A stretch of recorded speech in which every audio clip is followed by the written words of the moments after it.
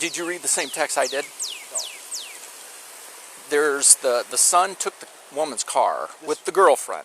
Okay, the girlfriend down there reported to her caseworker that they killed the lady and burned her house. Canton police contacted Sylvania Township Police in May 2023 to check the safety of Nicole Jones. They told police that Caitlin Coons, a foster child in the custody of Stark County Children's Services, was living at a group home and was missing. They said the teen allegedly sent a text message to a group home nurse saying she took away life of 2 people and she was on the run. Coons allegedly left Canton and was picked up at a restaurant by Jonathan Jones. They drove back to his house where he lives with his mother, with the teen crawling into Jonathan's bedroom window so his mother wouldn't know. The teen gave Jonathan Jones an ultimatum to take care of his mother because she was interfering in their relationship. He had 5 hours to unalive his mother. After the 5 hours passed and he didn't do it, she allegedly gave him another hour, and when he again failed to do so, she took the matter in her own hand. When the mother was in the kitchen looking in the refrigerator, the teen allegedly strangled her and bludgeoned her with a rock. They then drove to 2 local stores and bought a tarp and trash bags to wrap the body and clean the kitchen. They allegedly drove to a nearby apartment complex and dumped the body in a dumpster. Police do not believe the body will ever be recovered. The 2 suspects then fled to Mexico. At the time, authorities asked the public for help locating the 2, calling Coons a kidnapping victim. Authorities eventually located the 2 in Mexico and were arrested. Detectives said the teen gave detailed statements and admitted to killing Nicole Jones during an interview with FBI agents. The prosecutor said GPS devices tracked Jones to the stores and the dumpster where the body was placed. What were the circumstances of the Mexicans? Like, how did you guys get pulled over? What happened? The person I was with, we were going to go and use the bathroom, and they showed up out of nowhere. They took the person I was with, led him against the car. They took me in the back seat, and they asked me what my age was, what we were doing. I said I was 17. We were going to go use the bathroom before, trying to sell jewelry. And he was like, well, the 2 ages are really bad. I was like, actually, I know it's actually illegal in Mexico. As long the only time someone can be with someone above the age of 18 is if they're doing something sexually, then the person has to be 18 for someone to be dating somebody above 18. What the, policia or whatever said, they were like, well, we're going to search the car, do a search on it, see what's in there. They were like, if you don't have a permit for it, we're going to have to keep it, and you're going to have to go back to Texas, and you can either go in the car to Texas if you do have the permit, but if you don't have the permit, we're going to escort you guys there ourselves. So they ended up finding marijuana in the car, even though Border Patrol checked that. They already checked the marijuana in the car, and the Border Patrol let us go. They said we were fine, that we have a legal amount in the car for marijuana, Okay. And then that day, yesterday, the policia were like, yeah, marijuana's illegal. Okay. Do you by any chance know kind of like what a dangerous area you were in? No, I did see like the militella and the police drive by and stuff, but like they were driving around so frequently, like I didn't think anything was gonna happen, and like I know how to defend myself because like I grew up in the hood of Ohio, so like I know how to fight for myself. And, I've been in fights with girls my age. That's the reason why I don't become friends with people my age, because it's just, no, I don't understand them. Right. So I get it, and I have no doubt that you can defend yourself. But I'm assuming, do you recall driving through Juarez, a town called Juarez? Yeah. Okay. Did you stay in? I don't think so. I just remember driving through it because I have a video of it on my phone. And I have a picture of it with like the name on it. Okay. So I'm just asking because I'm not sure if you're aware of this. Ciudad Juarez is the name of the town. It's one of the most dangerous cities in the entire world. Very deadly. What we call cartel country. So a little bit different, right? Than just getting in a fight at school. I mean, these are people that were ahead, and so that's another reason that we want to talk to you, is because we want to make sure that you're okay. I mean, obviously I see that you're okay, but, from two people from Michigan, are you from Michigan? No. Ohio, excuse me. Two people from Ohio, like, coming through, bless you, you know, and then I'll call it what it is, right? But, you're white. The individual that you're traveling with, is he white? Yeah. Right. You know? Yeah, I know, it's Rangers and... Rios, right? And, like, it is a target. So, were you guys driving a vehicle? Yeah. Okay. We were driving his mom's because the mom gave us permission to drive it and stuff. And, Nikki, right? Yes. Nikki, okay. Because she gave us permission, and, you know, that was it. We used most of the money he saved up or whatever to, you know, get there to Mexico. And we had a good experience. Like, we ate Mexican food, we stayed here and there, you know. It was a good experience, but like I said, I thought we were good for the most part because I've seen like a lot of military and policia. Yeah. And what about the jewelry? Nothing. I don't think anything sell about the jewelry. That's when we got stopped because we slept in the car. We woke up the next morning. We were about to go use the bathroom. That's when the policia showed up. What kind of jewelry were you trying to sell? Like old ancient jewelry that I had. Not like ancient, sorry. It was like old jewelry, like charm bracelet, rings, like, you know, the rings that girls are in the Instead of the jewelry that you had? His mom is like a cool type of mom, like she likes to play card games, go on her walks, you know. You know, when we were trying to, you know, take her to Mexico, she didn't want to come because she was talking about her Superman boyfriend. And I was like, she said that she was apparently dating Superman. I was like, oh, okay. I'm not going to stop you there. She was going to go with you guys? No, she wasn't. Oh. She said that she was talking to her, you know, Superman boyfriend and stuff, and that she had things to do, and I was like, okay. And I was like, yeah, she's about to come to that age. Are you referencing, like, Alzheimer's, like dementia? Yeah, Alzheimer's and on the verge of losing her mind. Right. So are you pretty close to Nikki? I'm semi-decent. She doesn't like me just because of my age and everything, but, like, she's okay with us being together, obviously, but, like, you know, she's like, I wish much your age. She's like, I'll treat you how, like, my mom treated me, and this and that. I was like, okay. Did you ever live with them? Yes. Yeah. Okay, cool. How did she treat you? She treated me well. Yeah? Mm-hmm. Okay. And I'm not asking to get into it because I don't care, you know, unless you want to talk about it. Mm-hmm. I don't mean that offensively. It sounds like you have some trauma from your parents. Okay, yeah, I do not want to talk about that because I've already had to talk about that with children's services. No, and we absolutely don't have to talk about that. I just want to make sure that this lady was treating you well. She was treating me well. Okay. How long did you live with her? I didn't live with her. I just stayed there a few nights, a couple of months.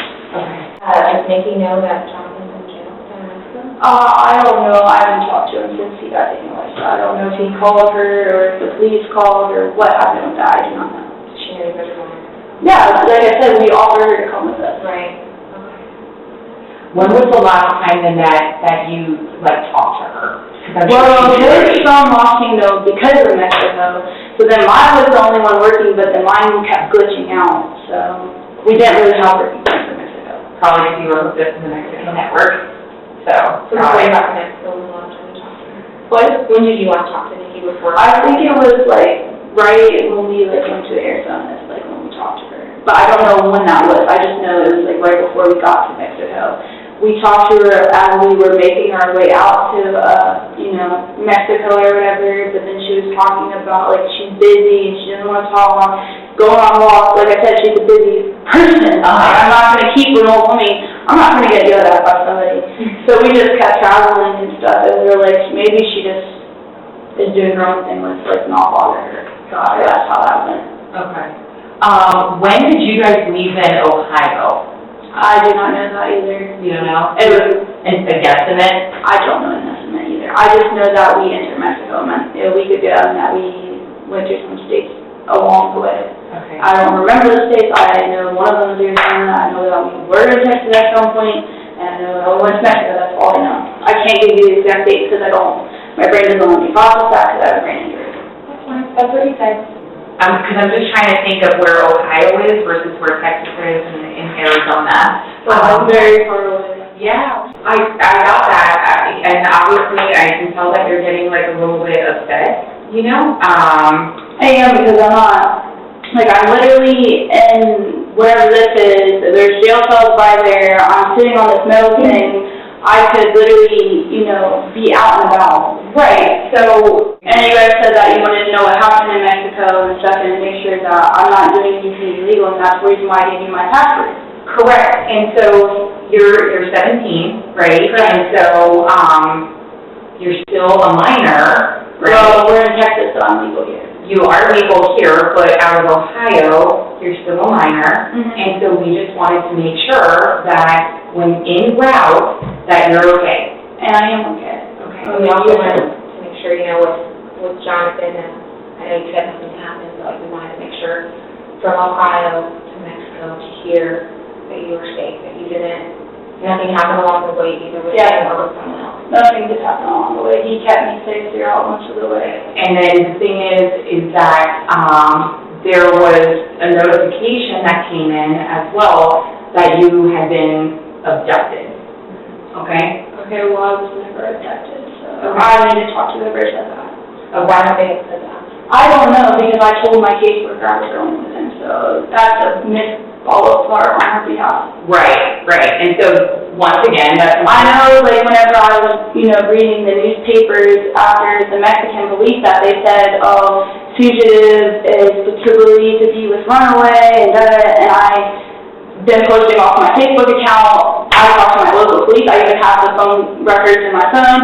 I talked to my local police. They said that they never had me as missing. I said, why didn't they put it out that I went missing this long ago if I did go missing? I said, I'm not with a fugitive. I'm not abducted. I'm not missing. I'm not kidnapped. I'm about to be 18. I am literally what's it called in Ohio, emancipated, because I was living in an independent living house. I was allowed to do whatever I wanted to do. Okay. Because that's what they wanted me to do until I turned 18, so that they didn't have to do more paperwork. Right. So that's what I put on my Facebook, so I don't understand why I feel like that. Was Jonathan in total for something? Is that what they're saying is a fugitive? I don't know why they said he was a fugitive. I know that as soon as we got to the police unit and we told them everything, they understood, and they just said that he's going to be in jail for 2 days. Okay. So, yes. Okay.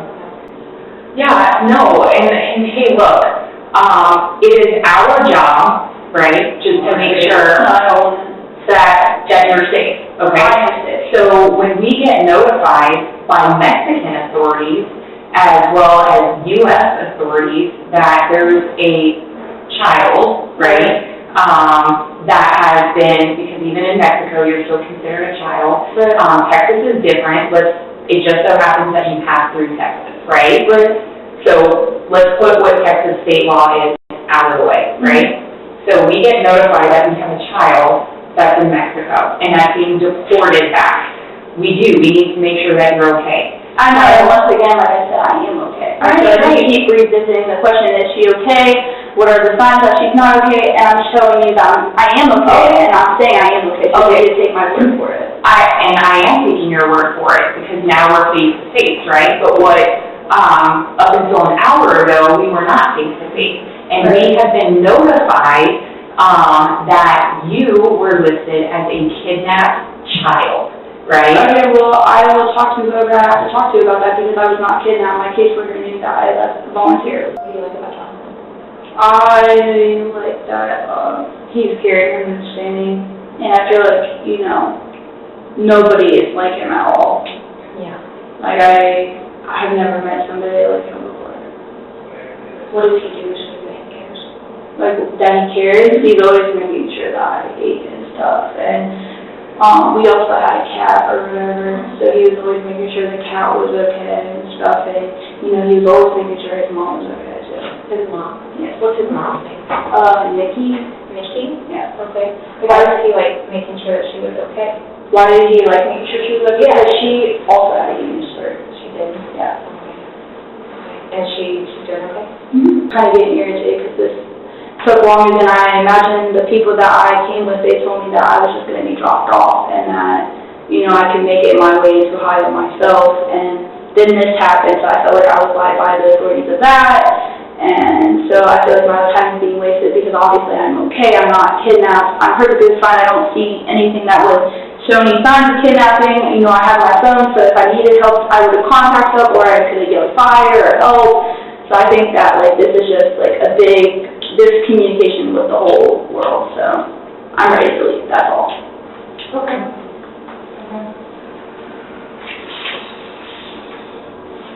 So we do have some more questions. Tell me about those Facebook message that you sent.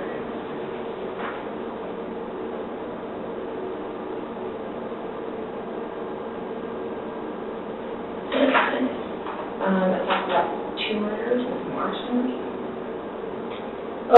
This is when my ex has in my account. I can write you his name down here. This kind of thing. This is the one that keeps texting me, and this is back from when I lived with him. He has my account. He works on the dark web and stuff. What do you mean he works in the dark web? He works on the dark web. He hacks for people. Dark web, deep web means hacking in to find someone's IP address, location, find, their account information, posts that haven't been posted, stuff like that. Does that make sense? Yeah. So, do you have a number? No, I don't have that number. I just know that name. I understand what you're saying. You're not a victim, okay? I understand that you want to be an adult, and that's fine. Mm-hmm. I'm going to talk to you as an adult. I'm going to talk to you face-to-face right now about the issue that we have with this, okay? So, it says you killed 2 people. Okay, so you understand he has access to be able to hack it. Let me finish. Alright. It says you killed 2 people. Mm-hmm. We can't find Nikki. We don't know where she's at. I didn't know she was missing. And your guys have her car, Mm-hmm. and you guys had all of her credit cards. I didn't know that he had a record. So how do you think it makes us think when there's that and a missing woman? I didn't know she went missing. I must really have been I used to think that, we killed her, but I didn't know that she went missing. Damn. So who killed her? Okay, we don't know. No, but I want to know who killed her because she was a nice mom. Okay, so I'm saying, we know she hasn't been seen for a while, and it says we killed 2 people. We don't know that she's dead. Okay, but you're putting that on me when I thought she was doing perfectly fine and everything, and I told you I didn't send those messages. He's been able to hack my account. So what we're trying to figure out is what happened and where she could be. So tell us about the gun that Jonathan had. The gun? I know the gun that he had or whatever, that might be related to when he got arrested, the police took that. So, When did he get arrested? way back. Took it? No, Oh, it was way back. Yeah, he got arrested in Wood County. I also got arrested. I went to juvenile jail, got out the next day, but he stayed there for a while, but they took his weed and stuff and his gun. That's what I know that happened. Back then I don't know anything else. Did you ever see a gun or? No, I did not. So Jonathan took a gun to a pawn shop here in El Paso and told the people that his mom was dead. He did? Sure did. So, Caitlin, we want to help you. Right. And we recognize that you're squinting and that you have a lot of life left. And we want to do what we can to help you. Right. I mean that sincerely, I'm not being He really did that? Yes, yes. He went to He went to a pawn shop here in El Paso, gave him the gun, and said his mom was dead. Well, give you a chance to talk. What do you mean to talk? Why you done that? Why he would have done that? Mm-hmm. I mean, he probably would have.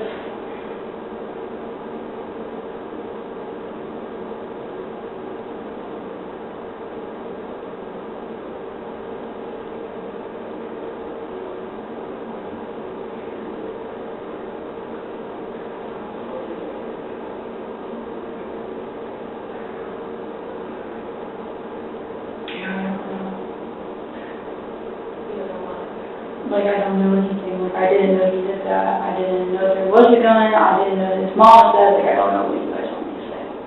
We just want the truth. We want to help. That's all. We just want to help you.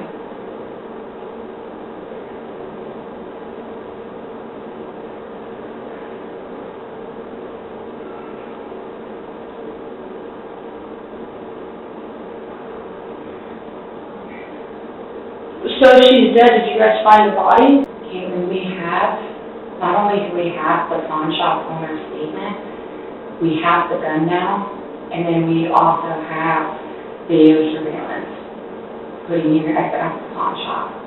I know we went to the pawn shop or whatever, but I didn't know about the gun. I knew that was, he wanted to pawn something to get money to be able to go into Mexico, that's all I knew, because they said that there's border where you have to pay to get in. Right? So when we talk to him, and he's gonna try to point the finger at you,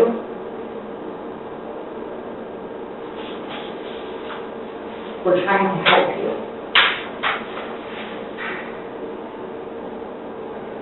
There's a difference between being 17 and being 33. Okay? I get that, but I just don't know. I think you know. Well, it's a matter of fact of, you know,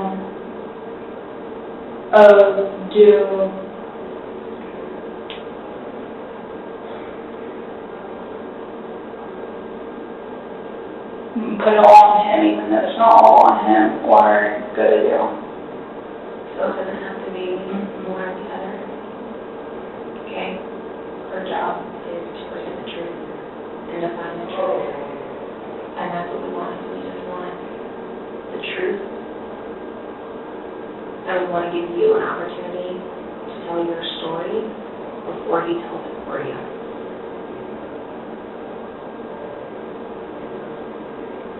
It was all,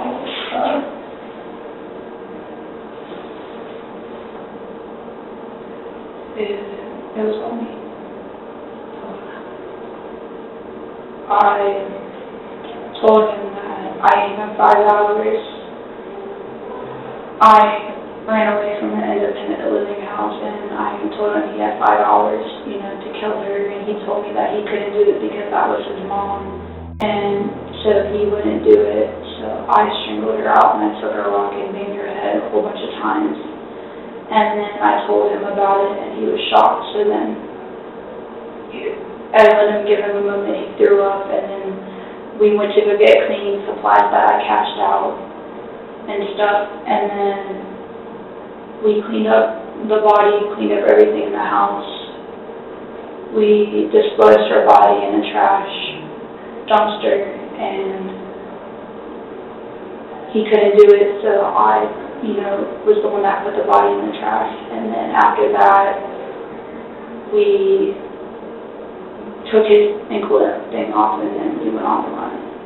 And most of the way, he was really struggling with it because it was his mom, and he needed marijuana. And that's the reason why, you know, there was marijuana gummies in the car when we tried to get into Mexico. Why did you want to kill her? Because she didn't want us to do it. And you love him.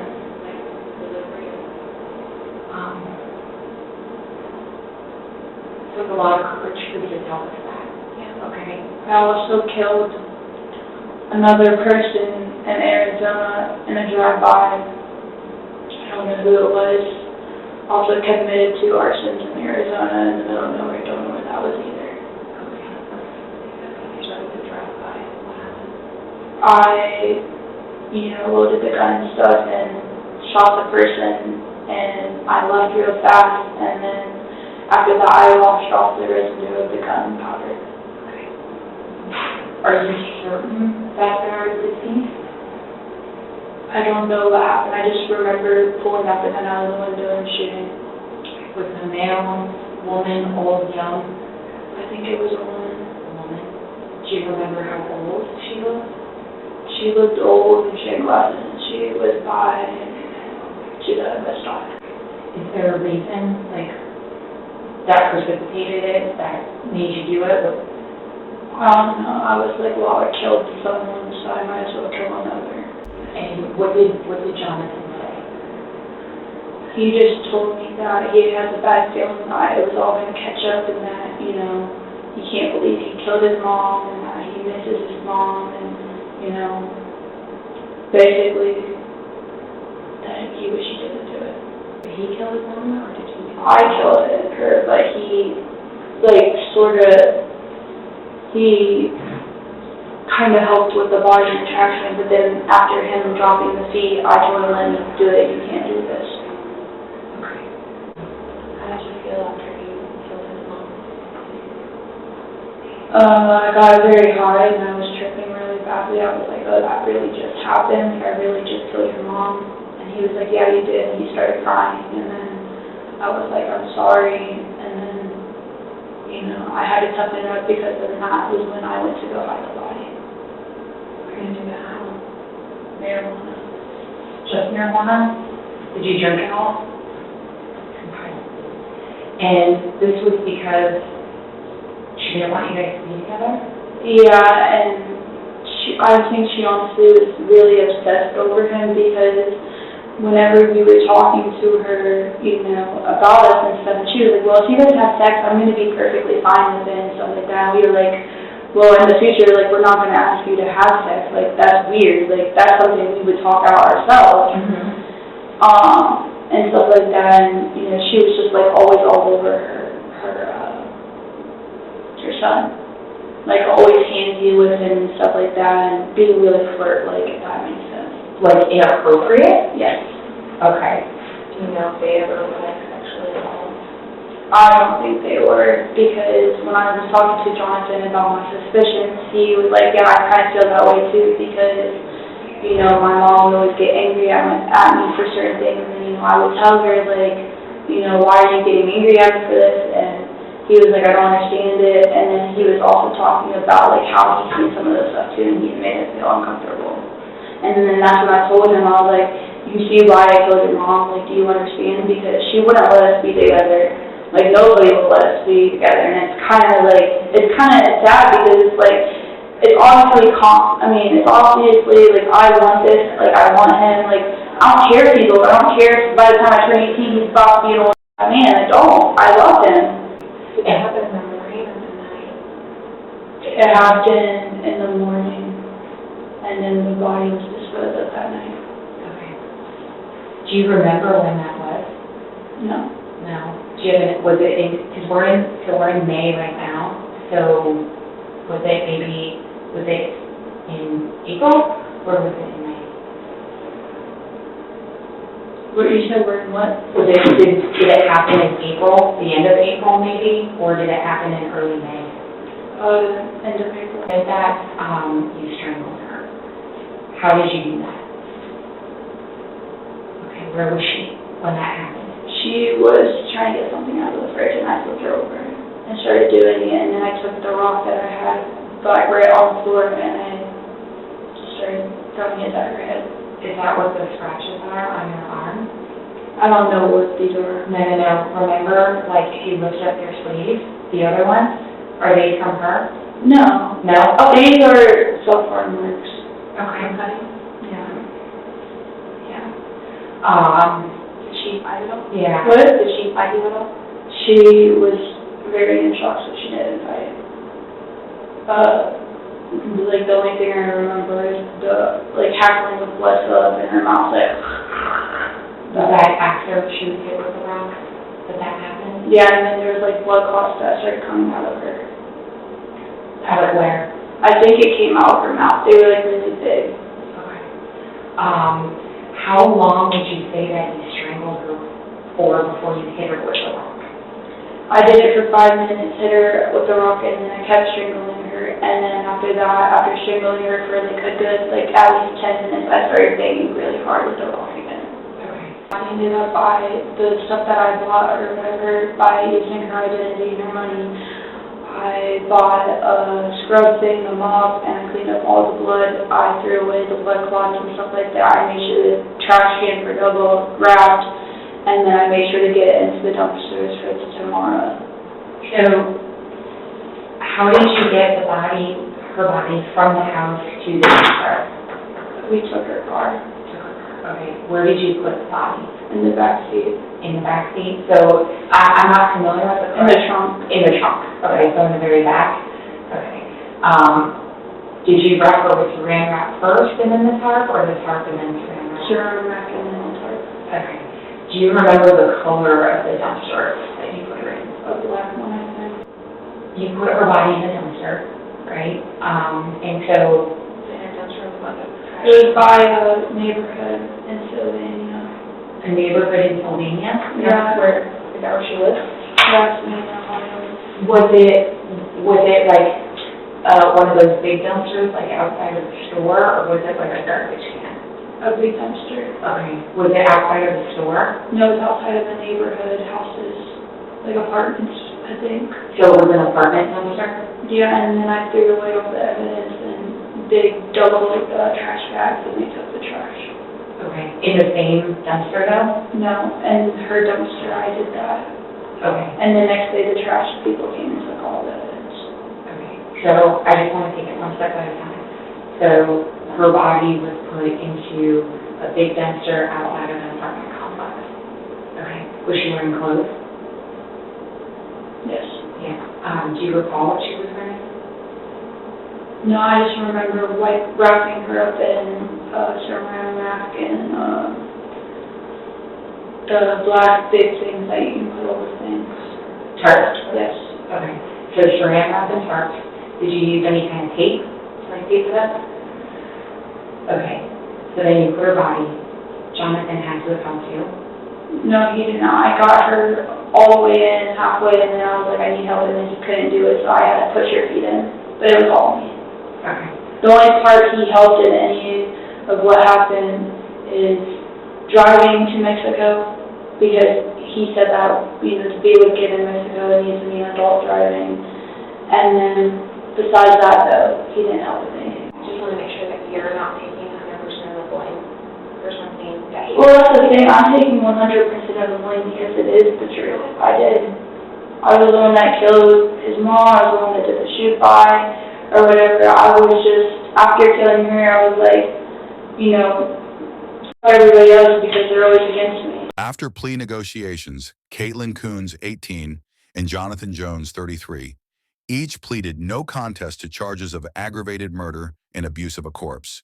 A judge sentenced each to life in prison with the eligibility for parole after 25 years.